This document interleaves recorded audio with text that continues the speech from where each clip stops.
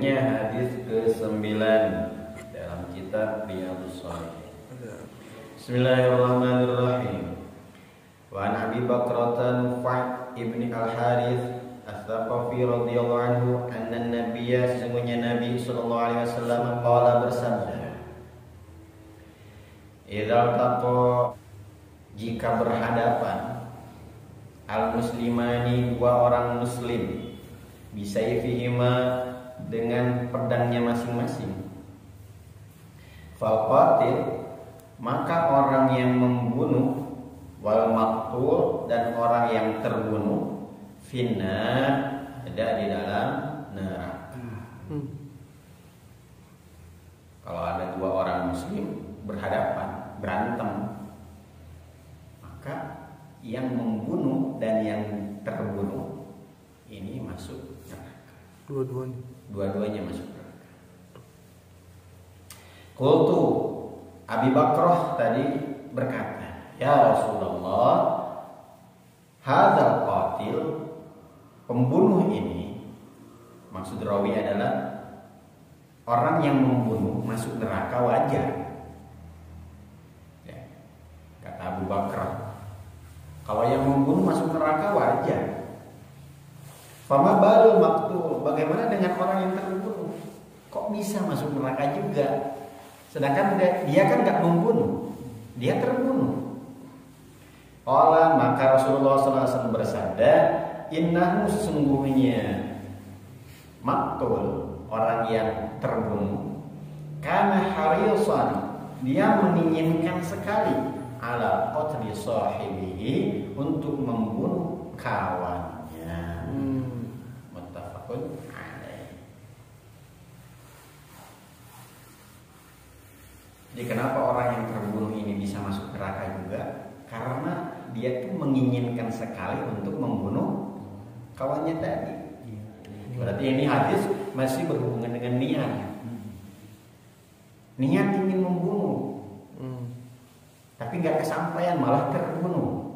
Dia pun akan masuk neraka.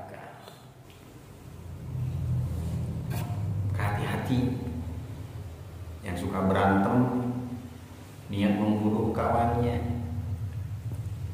membunuhnya gagal, dia malah terbunuh, tetap masuk neraka.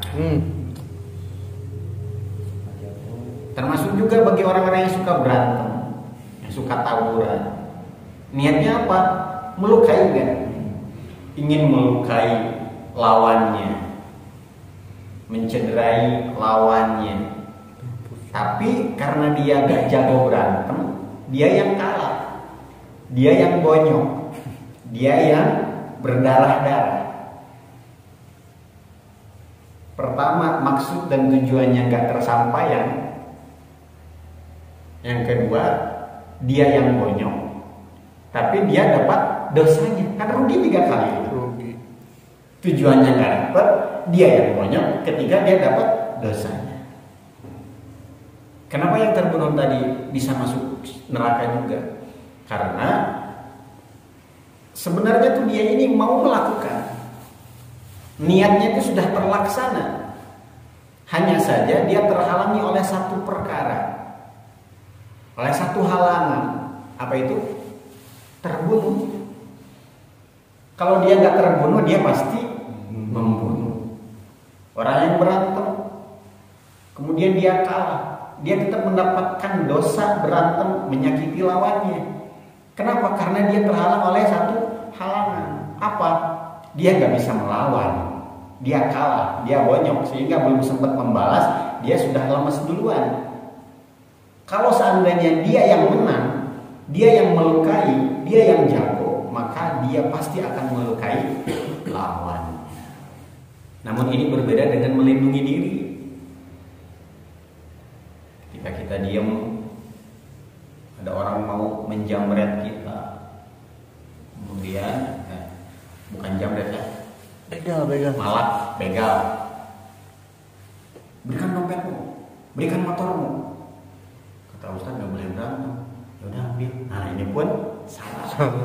Lawan. Kalau kondisinya seperti itu lawan.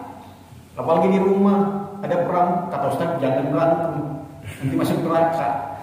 Ini pun salah, lawan. Ketika kita melindungi diri kita, melindungi harta kita, kemudian kita terbunuh, kita mati syahid. Dan ketika kita melukai orang tersebut, karena kita ini melindungi diri, ini tidak dosa. Karena kita tidak punya niat untuk melukai, kita hanya sekedar melindungi diri kita, melindungi harta. Paham ya perbedaannya? Di dalam Syarah Bukhari saya membaca bahwa ketika seseorang ini berniat melakukan sesuatu yang buruk, kemudian tidak jadi dilakukan, maka ada 3 kemungkinan. Yang pertama, jika dia meninggalkannya karena Allah, maka dia mendapatkan pahala yang sempurna. Kedua, jika dia meninggalkan niatnya karena dia sudah tidak suka lagi, maka dia tidak mendapatkan pahala, juga tidak mendapatkan dosa. Ketiga, jika dia meninggalkan niatnya tapi dia sudah mau berusaha, maka dia tetap mendapatkan dosa. Maka yang dimaksud dengan hadis ini adalah nomor 3. Contohnya bagaimana? Contoh yang pertama, yang niat meninggalkan karena Allah. Orang ingin mencuri, saya mau ke rumah Rio mau mencuri. Ketika mau mencuri, astagfirullah, ini dosa, saya mengambil hak orang lain. Akhirnya dia meninggalkan mencuri. Kenapa? Karena takut dosa. Karena Allah. Ini mendapatkan pahala.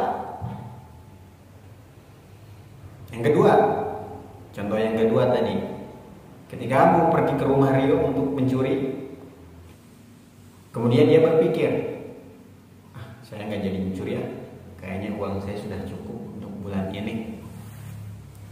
Ini bukan karena Allah meninggalkan mencurinya, maka dia tidak mendapatkan dosa dan juga tidak mendapatkan pahala. Tapi yang ketiga, saya mau mencuri ke rumah Rio. Dia sudah mempersiapkan perlengkapan, bawa alat untuk membuka kuncinya dan sebagainya. Ketika sampai di gerbang Rio ada penjaga, nggak jadi ya, banyak penjaganya.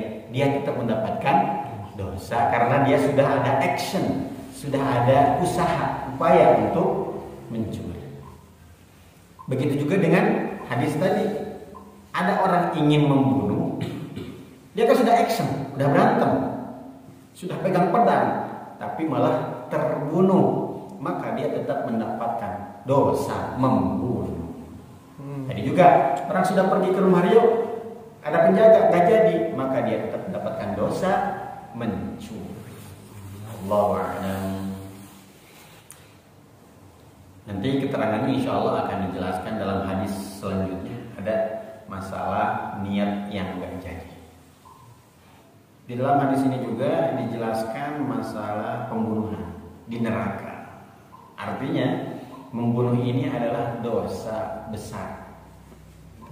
Berzina, membunuh, sampai-sampai dia akan dimasukkan ke dalam neraka. Cuman tidak disebutkan khalidina fiha, selama-lamanya dalam neraka. Suatu saat dengan kasih sayang Allah Subhanahu wa taala, walaupun di nerakanya sudah lama misalnya, sudah disiksa di neraka, suatu saat dia akan diangkat ke dalam surga.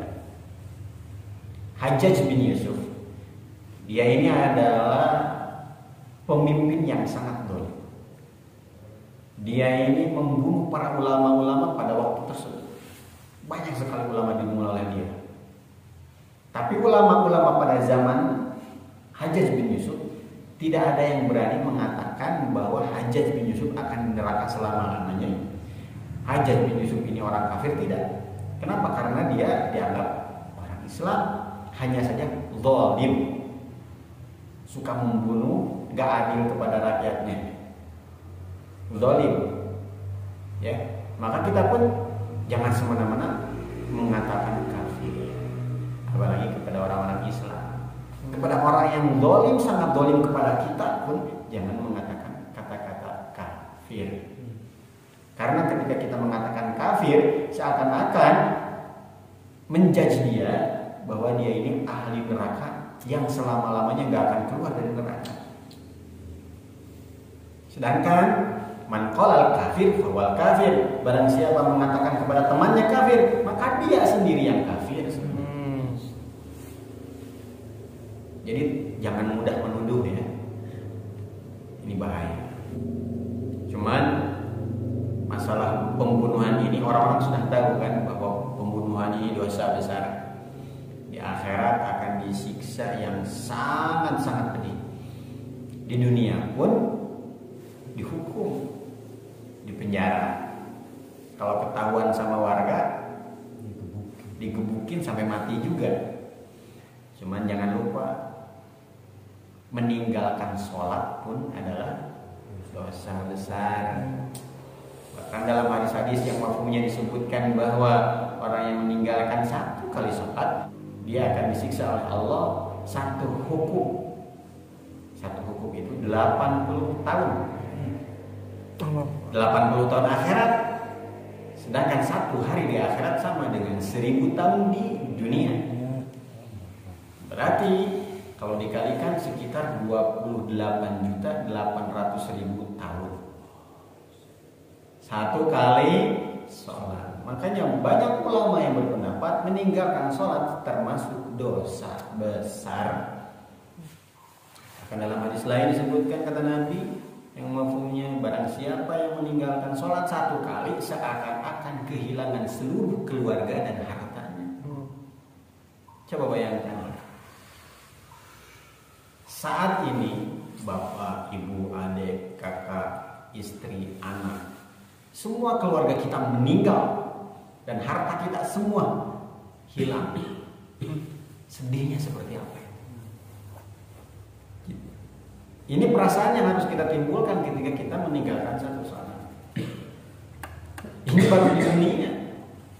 Harus merasa seperti itu, nanti di akhirat kita baru tahu betapa hebatnya siksa Allah kepada orang yang meninggalkan sholat. Cuman karena sholat ini sehari 5 kali, jadi ketika meninggalkannya seakan-akan hal biasa. Padahal itu luar biasa ketika kita tinggal. Mudah-mudahan Allah Subhanahu wa taala bantu kita, memberikan kita taufik dan hidayah untuk mengamalkan semua perintahnya dengan hati yang baik, hati yang benar karena Allah, dan juga dibantu oleh Allah supaya kita ini bisa meninggalkan semua larangannya. Amin ya rabbal alamin. Wallahu a'lam bishawab. Kita tetap mendalam kifaratul majlis. Subhanallah wa bihamdihi. Asyhadu an la ilaha illa anta astaghfiruka wa atubu ilaik. Assalamualaikum warahmatullahi wabarakatuh.